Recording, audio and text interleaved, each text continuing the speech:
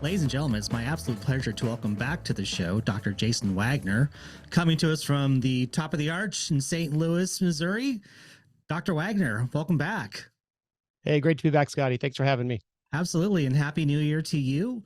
Thank It's you. been a while since we chatted. I think last time we were talking about poison oak, I believe, and before that, ticks. So you're Dr. Good Times as far as I'm concerned. Everyone's best friend in the emergency department, right? Right. But the point of having you on here is to make sure that we are running safe and injury free. And so in this episode, we're talking about running in cold weather. But before we do, I know that since the last time that we spoke, you, my friend, took on a hundo, and I wanted to see how that went for you. Yeah, it's completely different type of seasonal weather. I did the Grindstone 100 in Virginia, and it's the most vertical gain I've done in a race.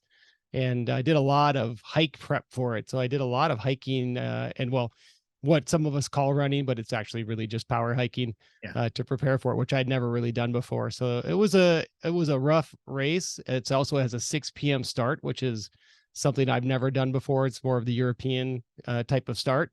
And so starting that late really can impact your ability to stay with it in the latter part of a race. You start at 4 a.m. Most of us can stay up until 6 or 10 a.m. the next morning without a problem. But when you start at 6 p.m., staying up until 6 or 8 p.m. the next day is a little rougher.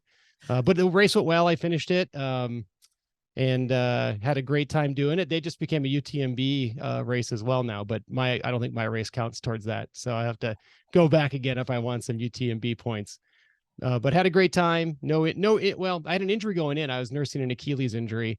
Oh. And I just came to a point where it's like I either was going to get the miles or I wasn't. And there was no more like taking 2 days off and seeing how I recovered. And so I just said I'll either destroy my Achilles and stop running for the season, or it'll put itself back together and I'll be able to race. And it managed to put itself back together for me. So, but I've been having a rough go as of late.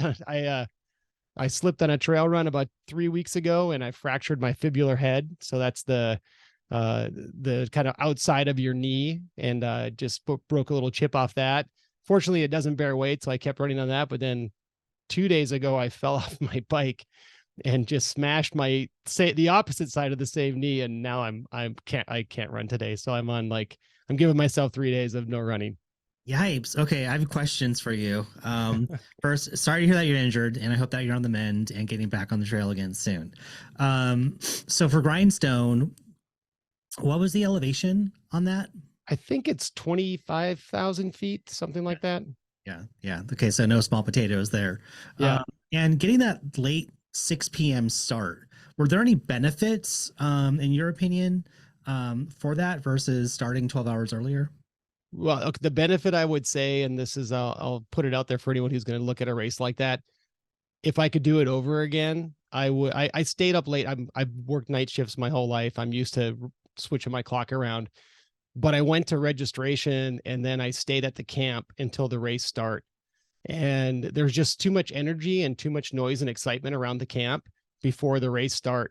And even with earplugs in and blinders on, I couldn't get any sleep. And so what I wish is I would have gone back to a hotel and gotten like 4 more hours of sleep before the race start after registration was done. And I think that would have made a big difference, because I did end up about 9 a.m. the next day trying to take a dirt nap at one of the aid stations. And by then it was just too bright out, and again, too much activity, and I couldn't even fall asleep. I just kind of laid on the ground for an hour, accomplishing nothing but getting off my feet, I suppose. The dirt nap. What a lovely, lovely, lovely scene that is. Yeah. Did people like pass by you and like check, like just kind of like kick you with their foot and say, well, that's why I went to an aid station, was so that people wouldn't do that, because they do it everywhere else. They're like, is that guy okay? Yeah. I mean, it's just what we do. We just make sure everyone's all right. Yeah. But the aid station, the problem is everybody stops and talks and has a good time. So again, you don't get a lot of peaceful relaxation. Yeah. And then shortly after that, I finally had my first real nature's call and had to go take a dump in the woods. And I'm in the middle of the woods in like a nature preserve in Virginia, not a person in sight. And I take one step off the trail and step immediately into somebody's poop on the side of the trail. because the woods are really thick there. So this No! person, they didn't even go, they didn't even get off the trail. They just squatted on the trail and took a dump, and I stepped right at it. So Oh, ladies and gentlemen, please. Let me point to exhibit number 1, the poop on Jason's shoe. yeah, You can't do that. You can't. You've got to get go off the way, trail. way off the trail. Dig a foxhole. Find something to dig it. Do you know what the foxhole is? Google it. Don't Google it. You don't want to see that. But dig a hole and cover it. Oh, that's that cool. that crushes the soul. Cool. That crushes the soul at 11 o'clock in the morning when you've been on your feet for a long time. But Crushes the good news was, gets it all gooey, gross. yeah, I had fortunately like 30 more miles to run it off of the bottom of my shoes. So, gosh. So here we are. Yeah, and, here we are. Holy now moly. I'm Cascade Crest is I'm in the lottery for that. So we'll see what happens there. And good if for you. If I don't get in there, I'm gonna probably try to do Fat Dog. Although the 140 miles scares me a little bit. Holy, where's Fat Dog at? It's in Canada. It's just north of Vancouver. Okay. When is that? That is that's June, I think. So June, July, somewhere in that time frame. So what's the appeal of doing a 140 Fat Dog for you? Why did you select that one? I have a fantasy that someday I'll do 200, and so it's a lot more vert. I think Fat Dog, it's even more vert than Grindstone, and then it just extends that distance a little bit rather than biting off 100 extra miles all at once. Right. So this year I've got 3 races in April, and I got 2 UTMBs, hope to get some tickets, stones, points. I don't know what they call them anymore. Right. But nothing huge in terms of distance. In fact, I'm doing like the shortest distance you can do at Canyons in April, and then again in April, Desert Rats in Colorado. And where does that take place? Where is that in Colorado? Colorado. So it's on the kind of central west side of Colorado, just past the Utah border. It's like 4 hours from Denver. And so, but then I'm looking at doing Headlands 50K in July, I hope, knock on wood, not trying to tempt the fates over here. And then maybe Quad Dipsy later in November. So shaping up to be a pretty fun year. I'm not going to try and do too much, as I tend to bite off more than I can run.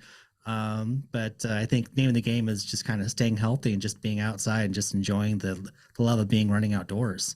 So yeah, that's one thing that I don't really do is I don't do a bunch of races in a year. I tend to just train a whole bunch and then do 1 or maybe 2 big races, and that's my year. Yeah. And I think mostly it's because I think my wife would divorce me if I ran more races. Yeah, it's not worth it. I mean, it just isn't. It's not even worth it. But I mean, you bring up a good point. It's all about balance, right? And how we do things. And I think for me, it's I am having to learn not to race at races, especially on the shorter distances, because I tend to really just overdo it, and then that's when I get injured. And so I'm just going out to do these races just for fun. And if I walk it, I walk it. I don't really care anymore. I think those days of wanting to podium are slowly going behind me. But thank goodness for the age group top 3. So maybe I can set my sights on that. And thank God I'm out of the 40 range. Yeah. Oh my gosh, you guys are killing me. Yep. That's why there's a local race where I've had a age group victory for 3 years in a row, but the guy who won the race each year was actually in my age group. So the only reason I got the age group win was because he got the overall win. But running safe is the name of the game here. And so today we're talking about how to stay safe running during these colder months that we are in now in January, February, especially. And some parts of California, we do get great amounts of snow, but for many parts of the country, snow is just a daily part of life, especially for large populations and that sort of thing. So that's why you're coming on today, is to let folks know what to do when things kind of go wrong and how to be prepared and do it right. So where would you like to start? Yeah, maybe I'll start a little bit with kind of my bona fides here. So I'm from St. Louis now, which I think a lot of people don't think of as a cold city, but I grew up in North Dakota. So that's where I I lived and trained as a wrestler and a track athlete and things like that until I was in my mid-20s.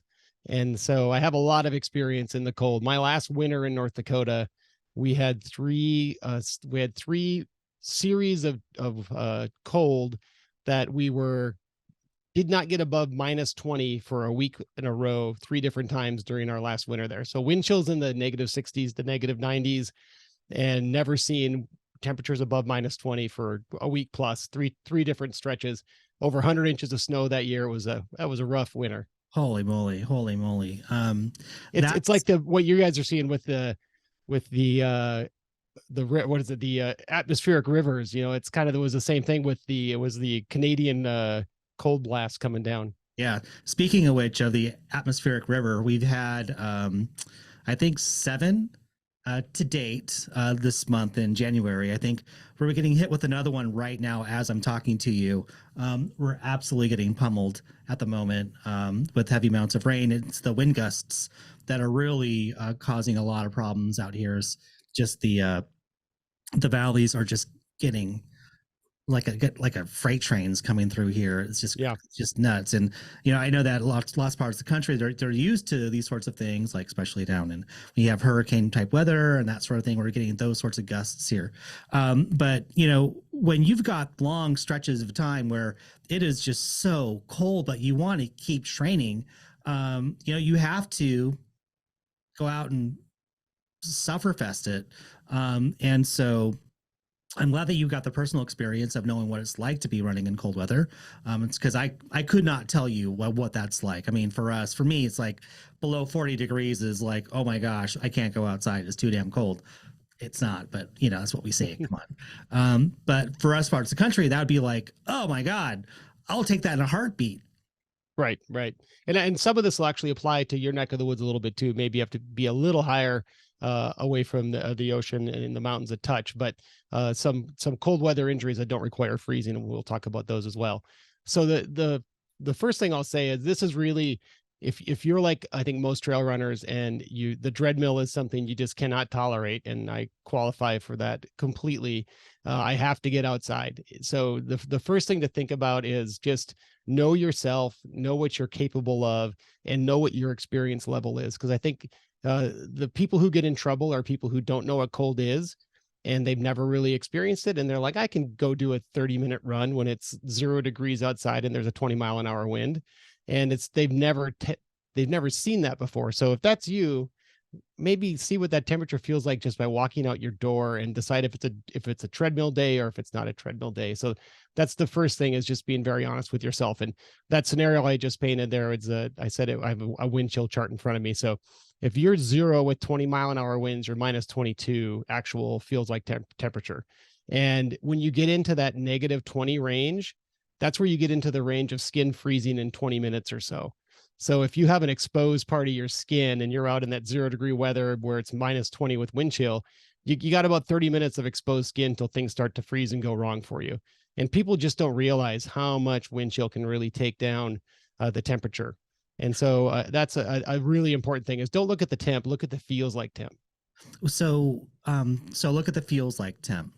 So if my skin is exposed and we're going beyond the 30-minute mark, can you tell me what is happening to my body after that period of time? Well, I'd like to step through the different things, the different medical conditions you would go through with that. And so the first thing that you'll get is something called chilblains. And so chilblains is just when your skin gets cold enough that the small blood vessels that feed your tissue shrink down, and they clamp down because they want to keep the warm blood circulating through your core, your brain, your heart, your vital organs. And they're willing to give up on your fingers for a little while here and there. And when they do that, you get a little ischemic injury. You get a little, what happens is your tissue doesn't see oxygen, and then a little piece of your tissue, after enough time with that, will die off. And so this is when you come inside from a cold day. Maybe it wasn't super cold, but it was just cold enough, and you notice maybe your skins are really red. And then maybe when you warm back up again, it itches or burns a little bit. And if it's really bad, then sometimes you'll see purple or red spots where pieces of tissue actually died. And so that's like the first layer. It doesn't require freezing temperatures. It just requires near freezing temperatures. And you can get what's called chilblains, and nothing to do for that. You just, you can just go about your business. Just try not to get back out there and do it again. And that'll be the theme through all this. And then ibuprofen is a good treatment for the pain, and it does actually thin your blood a little bit. So there's some theory that ibuprofen will help get your blood circulating back through those blood vessels again. Mm-hmm. So then the next layer is frost nip, and we're all familiar with frostbite, I think, but frost nip is frostbite of just the top layer of tissue on your skin. So it's if you imagine like again, maybe if you picked up like an ice cube in your hand and you held it in your hand for 10 seconds, and how it sticks to your hand and you get that, that really cold sensation on your hand, that's frost nip. If you kept doing that, you're doing the same thing. Your blood vessels are clamping down, you're losing oxygen to those tissues. And if you do it long enough, then those tissues actually freeze. And so that's the difference between frost nip and chilblains. Frost nip is when the tissues start to actually freeze, but it's just the top layer. Think of it like a sunburn versus a deep, real burn from like a thermal source of fire or something like that. Okay. So then those are all uncomfortable, and they give you a warning that, maybe you got a little too cold today. But frostbite's the one that we really care about. And so that usually happens when the temperature's below 30, and you're freezing the deeper tissues in your body. So you're now going down below the level of just the superficial skin. You're getting down into your muscles, your tendons, you're getting through your fat stores. And so you're actually freezing those cells completely. And that's where the problems occur with frostbite is, as you know, ice floats because it expands as it freezes. Well, when the tissue, or the fluids in your cells freeze, they expand too. And when they do that, they rupture your cells. And so when that happens, the cells die. So the big thing with frostbite is you have cellular destruction. And those cells don't just recover like they do with frost nip or with chilblains. Those cells are gone. You're going to have to grow brand new cells to replace what you lost there. And the process kind of goes pre-freeze, like frost nip, total freeze. And then when that happens, your blood flow cannot get to those extremities anymore. If you think about like a viscous oil, a thick oil, it can't get pushed through into those peripheries anymore. And then the limbs actually lose their blood flow completely. So that's the kind of worst case scenario with frostbite. And the only solution really to fix frostbite is for you to get out of the cold and get into a warm environment and rewarm. Now, when you rewarm, you actually cause problems too, because unfortunately, all that cellular debris from all those ruptured cells is now flowing back into your bloodstream, and it causes some what we call reperfusion injury, where it can actually harm other structures in the vicinity of the injury without having been injured themselves. And then the final thing that I'll add to this is the worst thing you can do to frostbite is to warm it up and then go back out and freeze it again, because you're taking whatever cells were just barely hanging on by a thread that didn't die the first time, and you're just committing them to a death sentence if you go back out. So for us in emergency medicine, that's one of the biggest take homes is if you have somebody that you can't get to a warm place, you need to make sure that you keep them in the hospital. You have to keep those tissues warm, or you're going to lose limbs. And we saw a lot of that. Actually, we had our cold snap, and I think most of the country felt that cold snap to one degree or another, but we were seeing -20 temperatures in St. Louis, which is really uncommon for us. And I took care of 4 different people, 2 who had cardiac arrest, and we ended up having to do basically a heart-lung bypass for them in the emergency department. And then we had a couple who passed out on our mass transit train. A lot of unsheltered people will use the train system to stay warm during the day, but it shuts down at midnight, and everyone gets kicked off. And 2 of them passed out on their hands, and both had just like ice blocks for hands. And so this is what you'll see with frostbite when it's severe, is their hands were just blue. They just had these like blue fists for hands. Wow. And in the hospital, we can actually do a treatment that's the same treatment we do for strokes. It's called TPA. And you can give TPA for frostbite, and there's some evidence that it can help. So if you have severe frostbite where your feet or your hands are non-functioning, you can come to the hospital, and there are things we can do for you that you couldn't do for yourself. So thanks for explaining that. It's very, very informative. So how should you properly rewarm when you get back inside? I'm a big fan of warm water baths. So just get some warm water, put it in a basin, and just get your hands into that warm water. It'll do kind of a slow, controlled rewarm for you. Um, the damage is already done, so there's not really a wrong way to warm as long as you're careful of not doing something so hot it burns you. You know, because your sensation will be lost in your hands initially. And then what you'll notice is severe pain as your vessels reopen and your cells rupture. And I shouldn't say they rupture, they've already ruptured, but now that viscous goo of cellular debris and blood are now finding their way back into your body. And that reperfusion of those, what were tissues without oxygen, hurts a lot. And so the pain is a good thing. And it doesn't mean stop doing the rewarming. It just means you got to continue it until it doesn't hurt anymore and you can kind of get some function out of your hands again. So stick with it. Stick with rewarming despite the pain. That's a good thing. So are there any long-term effects from frostbite?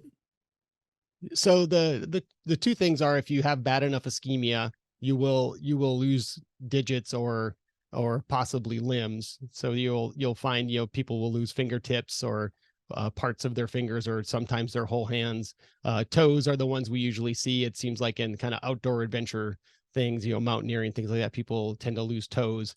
And you just let that happen on its own. So if you came in with frostbite, we don't take you to the operating room and cut off the toes we think you're going to lose. We just let nature take its course. Eventually the areas that died will become black and necrotic, and then you know that those aren't going to survive anymore. Oof, that's got to be rough. That's Yeah. and to experience that, I'm just seeing like you're losing a digit, whether it's on Yep. your hands or your feet. Yeah. When it comes to runners, what is the most common areas that you're going to experience frost nip, frostbite? You know, I think most runners, it's probably hands and face tend to be the big things. Most of us, you know, we are wearing thick enough socks, things like that. But you go out on a day that's too cold for gloves, and you should probably have mittens on, and you don't realize it until and I should the process that your body goes through to protect itself is that as an extremity gets colder, your body then clamps down the blood vessels like we talked about, but then every, I don't know, with 10 or 15 minutes, somewhere in that ballpark, as long as it doesn't get too cold, your body will expand those blood vessels again to get flow of blood and oxygen back into those tissues before it clamps back down again. Mm-hmm. And so if you're out running and you start noticing that my hands are getting cold and painful, and then I get this release and they warm up for a little bit, and then they get even more cold and more painful, you're starting down a trend that you can't keep up. At some point, your blood vessel is going to say, I'm not giving you any more warm blood. I'm saving it for my heart and my brain. The hands are going to have to fend for themselves. Mm-hmm. And so I think that's number one is, you know, if you need gloves or if you need mittens today. Okay, so let's right there. That's my next question is I mean, we all know what the difference between what a glove is and what a mitten is. But why the difference? Why choose one over the other? Yeah, it's just as simple as you think about, if it's cold outside, are you better off sleeping in a sleeping bag by yourself or pulling four of your buddies into the sleeping bag with you to share that warmth? And it's the same thing with your hand. If I have all of my fingers in separate sleeping bags, they're each generating heat just for themselves. But if I can put them all together, my palm, which has a lot of vascularity to it, is making heat for my fingers, as well as all my other fingers are sharing that heat as well. And Mhm. so that's a tremendous difference in the amount of heat that you'll be generating. Now your thumb's still out, but most gloves have enough room for you to get a thumb in there too. So if you're getting cold, that just getting a thumb inside of that mitten can make a big difference too. Okay. So let's talk about, so are there any other cold type injuries that you want to cover beyond frostbite? Yeah. So the one that I think applies to your neck of the woods here is something called trench foot. And trench foot is a cold immersion injury. So it just basically is having a wet foot in a cold environment and not freezing, just cold, and having it for an extended period of time. And that period of time can be anywhere from just several hours to sometimes days, depending on how cold and damp the environment is. And it came from World War I, when soldiers would just basically live in trenches, and they started discovering this issue, and basically the tissue layers of your feet just start to peel off. And so if you think about like I'm going on a colder trail run today, and I'm going to it's a longer trail run, and I got to do a couple of creek crossings, and I get my feet wet on that first creek crossing, and then it starts to rain or snow during my run, and my feet just never get to be dry, and I'm out there for 7 hours. You could potentially have trench foot, or, in a longer endurance race too. Certainly, if the conditions were right, you could get that. And what you're looking for are just layers of your feet kind of sloughing off, and that's a sign of trench foot. Now, are we talking just the bottom of the foot, other areas of the foot? It'll be the whole foot it can happen to, but the bottom tends to be where you see it for the most part, because that's where you have the most tissue to it's got the nice thick layers of tissue that'll slough off. Okay, so but you'll form blisters as well sometimes. So I think the first response that a runner's going to have is, no way am I going to take off my damn shoes. Right. But they know that they are having a lot of pain. So what would be like some like telltale signs of like, you got to stop and check this out? Yeah, I think you just said it, and that's pain. If your feet are hurting, you got to take a look at what's causing the pain. Now, a cold foot is not, that's not a big deal if your feet are just feeling a little cold. But once your feet start to become painful, like a pinprick painful, or like electricity kind of pain, then it's time to take a look and see what's going on. And hopefully you have an extra pair of socks in your pack, because that's what you need. That's the fix, is to get a dry pair of warm socks on to help with that kind of an issue.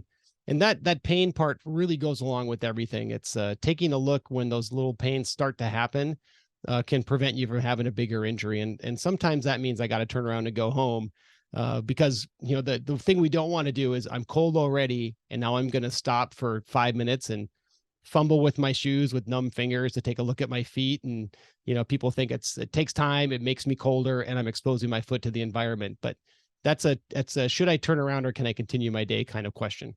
See, that's why I run in Crocs. They're easy to get on and off. Easy on, easy off. Yeah. So what are the long-term effects from trench foot? It sounds terrible. I remember reading about that in All It's Quiet on the Western Front, and how it's just how messed up it is. But what can happen to you? So the only real concerning long-term effect is what we call like opportunistic infection. So you lose some of the defensive layers of your skin, and now your foot's set up for infection from other organisms, other bacteria out there. But as long as you are able to get your feet dry, keep them in a warm environment, and you have access to modern day niceties, then most people who experience any level of trench foot will heal very nicely. It's the people who can't get back out of that environment. They can't keep their feet clean. They can't keep them dry, or they're just exposed for a prolonged period of time. Those are the ones that end up with these worse infections, things like that. So once I get my foot wet during a run and it's cold outside, does the clock starts ticking in terms of how soon before there's an onset of problems? So what does that time gap look like typically? I think for most runners in a training session, you're not going to hit that timeline. You're going to be back home before, or back at camp or whatever it is before. And it's really the adventure athlete that's out there doing something big. They're trying to do the Colorado Trail in the winter or something crazy like that. Maybe not the winter, but this spring, and you get those spring rains or something like that. Those are the athletes who it's like, okay, I had a mild foot injury today, a cold injury today. I got warm socks on now, but tomorrow morning I got to go back out and do it again. And it's going to be the same environment, the same weather. I probably some of the people working in the forest industry around where you are right now, closer into the mountains, they're going to experience some of this because they just have to constantly go back out there in the cold and the wet. Mm-hmm. Yeah, they do. Bless their souls, man. So let's talk about layering. So when it comes to cold weather running, what sort of gear should we be looking at to make sure that we're staying, safe? Yeah, and I have a couple of things I wanted to add to this. I think some people feel like we're out of the cold season, like we're on the tail end, but January, February are the coldest months of the year. So December is a lot of fun with the holidays. It gets chilly occasionally, but we're into like rock solid cold for another month and a half. So that's something to know. I think one of the other things to think about when you start thinking about layering is understanding how you sweat. So I am a massive sweater. I can be cold and I can still be sweating buckets I'm when I run. sweating right now. I sweat so much. Yeah. So, and I say that because how you layer depends on how you sweat. And I think for a lot of people who are cool runners, they don't run hot, they don't sweat a ton when they're running. I think your layering differs in one area mainly, and that's your jacket. And so if we consider kind of layers from top to bottom, depending on cold, there's your base layer, there's your thermal layer, that's your kind of insulation fluff layer, and then there's your outer layer.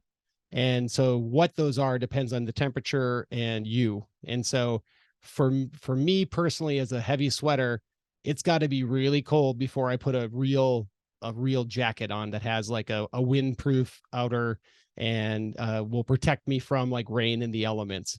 I have to have something going on that needs that protection, or it has to be really cold. Probably when I start getting into the below zero range, that's when I layer up like that. Otherwise, I'm 3 breathable layers. If it's I'm a base layer t-shirt, a long sleeve insulation layer, and then a second long sleeve insulation layer for my top, and that's so that so it breathes when I run, because I know I'm just going to make I'm just going to be in a pool of sweat if I wear a jacket that doesn't breathe. Right. And so, And sorry, they say Gore-Tex breathes. No offense to Gore-Tex, it's breathable, but it is not like wearing a technical layer that is nice and breathable. yeah, it's for me. Yeah, I hear you. And I can't do a jacket either because I do sweat profusely. And, and it's like putting a plastic bag over my body. Yeah. It gets clammy in there and just gross. And Well, and um, and that's the second part of this is it's about decreasing the amount you sweat for dehydration purposes, but also what that sweat does is it's just a source for you to get cold later. right. So the less sweat you can produce while you're training in the cold, the less likely you are to get cold. Right. So the order again for me is t-shirt until we get to about 40, and then I go to just a long sleeve shirt until we get to probably 35 or so 30, and then it's t-shirt under a long sleeve, and then it's 2 long sleeves once we get down into like the 20 range, and then finally when you're hitting near zero, that's when I'm t-shirt, 2 insulated layers on top of that. Yeah, and I'm always paying close attention to what I'm buying when it's specific for cold weather running. Am I going to grab, the T-shirt that I got at a race I did, a tech T-shirt? Probably not going to be good enough for when it's getting super cold out there. And so paying attention to the literature that's on the tag of saying this is what this is designed for. And because because tech shirts, they come in different weights, different fabrics, and it's something I pay close attention to. One thing I don't pay attention to when I'm looking for stuff, probably because I don't have to out here in California, but it's protecting the face, and that's the one place that is, I think, probably the most difficult for folks to protect. So what can folks do to make sure that their skin that's exposed is protected? So we'll talk about that in the same way. I do want to say one more thing about my layering. And one of the keys I think is really important is that your top layer should be akin to what you're wearing right now in the fact that it has a zipper.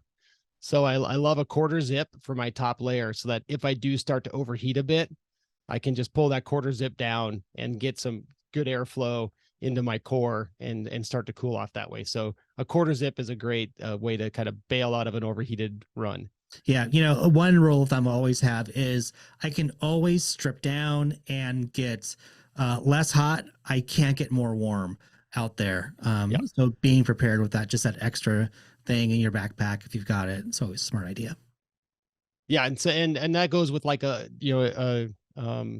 Patagonia Houdini or just a little rain jacket to just have in your pack. That makes such a huge difference if something turns south on you compared to just having those insulating layers and no shell. So so we'll go to the headwear. So, and again, to me, this is a stage thing, and I run hot, but first thing for me is a headband. And so if it's mildly cold outside, I'll put a headband on. And then my next layer up is actually what I really love are these combo headband hats. So they have a little elastic coil on them, and you can pull it tight and it makes a hat, or you can loosen it and it turns into a headband. And so I usually start with it as a hat until I warm up a little bit, and then I can just turn it into a headband for the rest of my run. So that's kind of my second layer. And then when it's getting colder, and everybody's temperature range will be a little different. So this is where you have to get to know yourself. Then it's a solid hat, just a good breathable smart wool hat is my go-to, not to drop names, but they pay me nothing to be here. But just make sure it's a good technical hat that can breathe. And then finally, on the next, it's the balaclava if it's really cold. So if you're getting into that -10, -20 range, you want a balaclava. So that's something that, covers all of this. And then if you really want, it can cover this as well. And that's where you need to, when you're starting to think about, I got to protect all of my surfaces, I need that kind of protection. And I do a little bit of a modification on my balaclava. So one of the things I hate with balaclavas is that if you cover your mouth, all the moisture from your mouth freezes your balaclava. And so what I like to do is I keep my balaclava here, and I take my headband and I put it across my nose here, and then I wear my hat over my head. So I use my headband as a nose guard, and that pretty much covers all your surfaces. And if you need something more, then a pair of glasses can kind of help cover your eyeballs and kind of seal the deal. So there's not much of you left sticking out there. But you have to be careful with your glasses if you get too much moisture from your breath up into your glasses, they'll freeze and then they're useless too. So yeah. Okay. So my next question for you was, I just forgot it. Excuse me. I'll pull it back in. I have been known to run in ski goggles sometimes too if it's really cold. Please send us pictures if that happens next time. Let's talk exertion. So let's say that you've got a 60-minute run that you do in the springtime where it's no problem for you. Would that same run be different for you come the wintertime? Would you reduce that? Are you making decisions on how you're running in terms of what the terrain is like? Elements, all things being equal, how do you approach that? Yeah, so I think in general, I think about things as perceived exertion. And so I don't really think about today I have to run an 8:30 mile. It's today I have to run upper zone 2 run. And that your timing for that's going to change, because I'm not wearing a t-shirt and shorts today. I'm wearing 3 layers of thermals on top and maybe 2 layers of thermals on my bottom that all weigh like, an extra 3 or 5 pounds. And that adds up over time. Mm-hmm. I think the more important thing is what's on the ground. And you mentioned terrain. And to me, it's ground, snow, or ice. Those are the things that I think about. And so ground, great. The first time you get a good snow, that powder is okay to run in for about 2 days. And after a couple of days, it turns into this nice icy crust. And now it's a slippery mess. And so if it's really deep, you end up exerting yourself more because you have to get your feet out of the snow to take your steps. But when you get on the ice, you start slipping and sliding everywhere, and you discover all these little balance muscles you never knew you had. And so you will be way more sore in all these little spots after you do an ice run. And it's something to be aware of. And you can buy ice spikes. And I won't name particular brands, but what I will say is that when you're looking at ice spikes, think about getting things that are specific to running. Because if they're walking spikes, they tend to have all of their spikes in the heel and just a couple on the toe. And running spikes tend to have a balance between heel and toe because we have some heel strikers and some forefoot strikers. So just look at the spikes and just make sure you have spikes where you're going to be striking with your foot. Mm-hmm. Okay, good advice. Wow. Anything else that we should know? Let's see. I think a couple of general safety tips, and this kind of leads into what you were saying before, but I think especially for trail runners out there, recognize that you got less daylight. So you're on a run that's probably going to take you longer than it usually does, and you have less daylight. So maybe a headlamp in a pack that you normally wouldn't consider, for a trail you wouldn't normally consider a headlamp for, just in case something goes wrong. And the other thing I'd really suggest is staying in cell phone coverage. It's there's no reason to put yourself out in the middle of nowhere where you can't call somebody if you slip and fall and break an ankle, and now you're cold on the ground waiting for someone to come help you. And if you tell somebody where you're going, but especially if you're going to go somewhere where you don't have cell coverage and they need, hey, I'm supposed to be home by 6 p.m. Call me at 6, and if I'm not home, send out the search party. And in general, just more time, especially if there's snow. You just expect there to be more time. I think that's a really important part. Yeah, I'll add to that, and that's really great advice, is to wear bright clothing. I know we all like these neutral, earthy colors, but bright colors can really help you out in a bad spot. So just keep that in mind when making that selection, when you're headed out into a territory where things could go wrong, and just being prepared for that. It's as simple as having a jacket in your pack that's bright red or orange or whatever. So just keep that in mind and know your conditions. Know what the weather forecast is going to be. Some places are more unpredictable than others, but having a good sense of what systems are coming in, and what that time is like for you, could make the difference, honestly, between life and death. So just be super wise about it. Just because your friends are telling you that, hey, we're all meeting up at the trailhead at this time, you don't know if they're not taking a look at that forecast or not. So take a good look, and don't be afraid to tell them, you know what, maybe it's not such a good idea this time. Let's go out for beers instead. Yeah, absolutely. I had a personal experience with that in the Army, where we were doing a summit of Mount Rainier, and the weather was too bad, and our unit, it was a bunch of guys just got together from our unit, and we turned around, and on the way down, a bunch of students were going up, and we said, hey, the weather's not good. You probably shouldn't attempt summit today. And they did anyway, and 3 of them died that day. Oh my God. Pass them on the trail, Oh, so man. yeah, it's important. Don't let someone else make your decisions for you. Make your own decisions. No, and that goes for race directors too.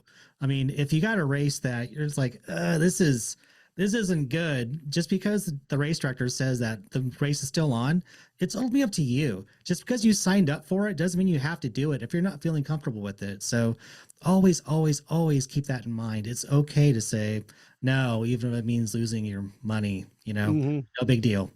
I'm gonna throw 2 more things in to think about too when you're out in especially longer training runs or races. Dehydration. So you lose more moisture in the wintertime because the air is drier, and so you evaporate more from what we call insensible losses. That's things like breathing. So more of your internal moisture escapes to the environment because of the humidity, the lack of humidity.